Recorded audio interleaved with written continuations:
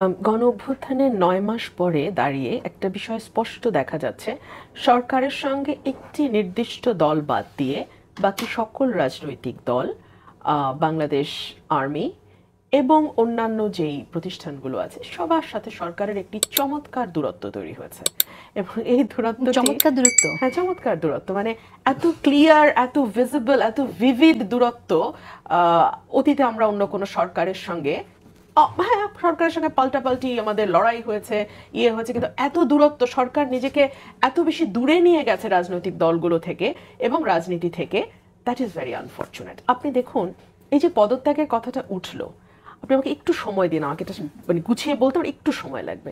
পদত্যাগের কথাটা যে উঠলো, এটা উনি কাকে ডেকে বললেন?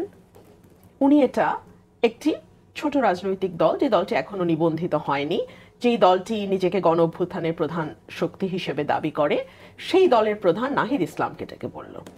অথবা তিনি বলেছেন কিনা জানি না, নাহিদ ইসলাম এটি বাইরে এসে তেমনটি বললেন।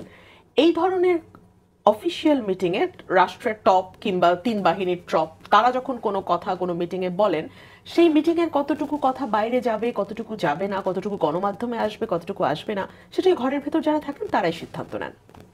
অর্থাৎ প্রধান উপদেষ্টা চেয়েছেন তার এই রিজাইন করে ফেলা বা পদত্যাগ করে ফেলার বিষয়টি যাতে দেশের মানুষ জানতে পারে, এবং তিনি নাহিদকে বেছে নিয়েছেন সেই খবরটি জানানোর জন্য।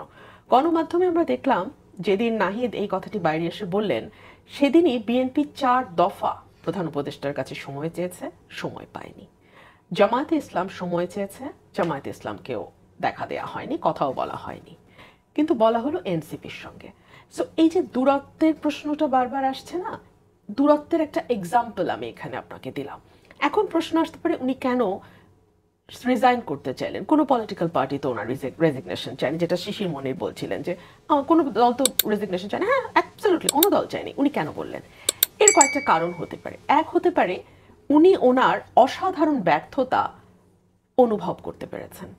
উনি যে গত 9 মাসে কোনো একটা ক্ষেত্রে সফল হয়েছেন বা কোনো একটা ক্ষেত্রে ইতিবাচক কিছু ঘটেছে এমনটি দেখাতে পারবেন, এমন একটি কার্ডও ওনার হাতে নাই।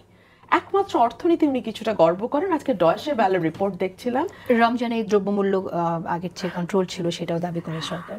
আমি খুবই বিনয়ের সাথে বলি, দ্রব্যমূল্য 1 মাসে একটু কন্ট্রোল ছিল, ওটা অর্থনীতির ওভারঅল চিত্রটাকে দেখায় না। হ্যাঁ, শুধু রিজার্ভ বেড়েছে, প্রবাসী আয়, রেমিটেন্স সেটা বেড়েছে। এর বাইরে বলা হচ্ছে গত 9 মাসে মূলধনী যন্ত্রপাতি, যেটা দিয়ে আপনি আসলে আমদানি রপ্তানি কতটুকু হচ্ছে, দেশের আভ্যন্তরীণ বিনিয়োগ কতটুকু হচ্ছে সেটা যাচাই করবেন, কমে গেছে 29% গত বছরের এই সময়ের তুলনায়। এর বাইরে ফরেন ডিরেক্ট ইনভেস্টমেন্ট কমেছে 26%। অথচ ফরেন ডিরেক্ট ইনভেস্টমেন্ট নিয়ে আমরা আশিক চৌধুরীকে নিয়ে অনেক মানে মাতামাতি দেখেছি। সো আমাদের দুঃখটা লাগে কোথায়? কাজ হয়নি কিছুই, মাতামাতি হয়েছে অনেক বেশি।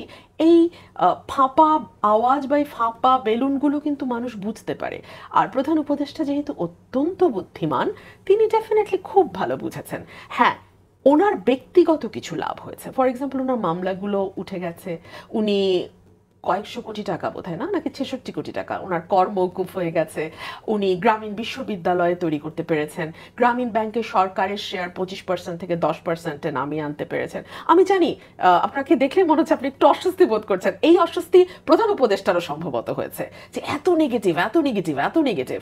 সো ওনার সেই অস্বস্তি থেকে উনি রিজাইন করতে পারেন। এক, দুই হতে পারেন 84 বছরে তো আসলে আল্লাহ তাআলা যাদের দীর্ঘ হায়াত দেন, ওর কোরআনেই বলা যে তাদেরকে উনি আবার সেই পুরো শৈশবের মতন করে ফেলেন। ওনার শিশুতোষ আবেগও ওখানে কাজ করতে পারে। তবে যেই ব্যক্তির শিশুতোষ আবেগ কাজ করে এত বেশি, সেই ব্যক্তিকে এত উপরের জায়গায় বসাটা একটা রাষ্ট্রের জন্য খুব নিরাপদ কিনা, এই প্রশ্ন তো আমি একটা নাগরিক হিসেবে করতে পারি। একটি বিষয় আমি রুমিন আনতেই চাই, সেটা হচ্ছে যে পরিস্থিতিতে দিদি দায়িত্ব গ্রহণ করেছে, সেটাকে আমরা কতটুকু কনসিডার করছি? সার্টেনলি আমরা সেটাকে কনসিডার করছি, এবং সেই জায়গাটাতে আমি আসবো, যে কোন পরিস্থিতিতে নিয়েছেন। লাস্ট যেটা হতে পারে সেটা হচ্ছে উনি ওনার নানাভাবে জনপ্রিয়তা যাচাইয়ের চেষ্টা করেন। যেমন কিছুদিন আগে একটা ক্যাম্পেইন শুরু হলো, 5 বছর দেখতে চাই, যতদিন বেঁচে আছে ততদিন দেখতে চাই। ঈদের নামাজের পরে হুমড়ি খেয়ে মানুষজন ফটো তুললো, সেটার ওনার প্রেস সচিব চারদিকে ছড়ালেন।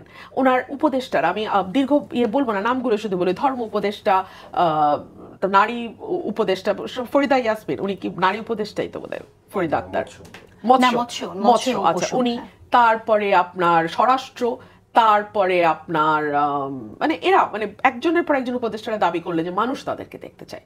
সো এই ক্যাম্পেইনটার পরপরই উনি বললেন যে ঠিক আছে ওইটা তো মোটামুটি খুব একটা ভালো ফল পাচ্ছি না, আচ্ছা এখন দেখি নেমে যাওয়ার কথা বললে মানুষ কেমন করে। সেটাও খুব একটা হালে পানি পায়নি, মানে এটাও খুব দুঃখজনক। দেখলাম বড় বড় দলগুলো বলছে যে চেয়ার তো খালি থাকে না, ওনাকে আমরা কেউ যেতে বলিনি, উনি যেতে চাইলে যাবেন, আরেকজন কেউ আসবে ওনার জায়গায়। বিএনপি এই কথাটি বলেছে, তাই না? সো উনি আসলে এইটা দিয়ে যদি জনপ্রিয়তা উনি যাচাই করতে চান বা উনি যদি ভাবেন যে সকলেই দৌড়ে যাবে, ব্যাপারটি আসলে তেমন আপনি মনে করছেন যে অন্য কোনো কারণ নেই, ভ্যালিড কোনো রিজন নেই, এটা আসলে জনপ্রিয়তা যাচাইয়ের জন্যই তিনি বলছেন? আমি অনেকগুলো বাকি আগের দুটো বললাম যে ওনার ব্যর্থতা, ওনার আবেগ অথবা ওনার জনপ্রিয়তা যাচাই, যে কোনো তিনটার একটি। আর উনি যে পরিস্থিতিতে রাষ্ট্র দায়িত্ব নিয়েছেন এটা কোনো অভূতপূর্ব পরিস্থিতি না, মানে বাংলাদেশের জন্য অভূতপূর্ব হতে পারে কিন্তু বিশ্বে এরকম বহু নজির আছে। হ্যাঁ, এবং দেখা যায় যে এই পরবর্তীতে যে সরকারটি আসে তারা যদি স্থিতিশীলতা আনতে ব্যর্থ হয়, যেটি ডক্টর ইউনূস সরকার ভীষণভাবে ব্যর্থ হচ্ছে, তখন কি হয়? আজকে প্রথম আলোতে একটা লেখা আসছিল, আমি লেখাটা সেভ করে রেখেছি, যে ক্ষমতাচ্যুত স্বৈরাচারের ফিরে আসার আশঙ্কা কতটা।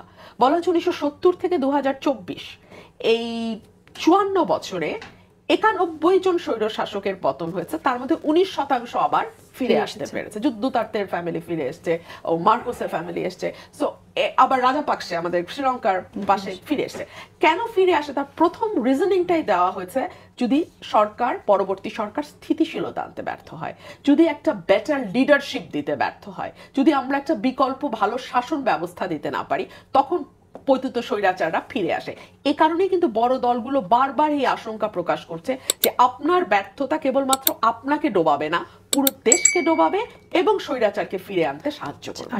উনি খুব আহত হয়েছেন, উনি খুবই আহত হয়ে কয়েকটি উদাহরণ দিয়েছেন যে এই জায়গায় কি আমি ডক্টর ইউনূসের সাফল্য দেখছি না। ফর এক্সাম্পল খালেদা জিয়ার বিচার, কিংবা 10 ট্রাক অস্ত্র, কিংবা 21 আগস্ট, তাহলে কি আমরা ধরে নেব এগুলো ডক্টর ইউনূসের নির্দেশ অনুযায়ী হয়েছে?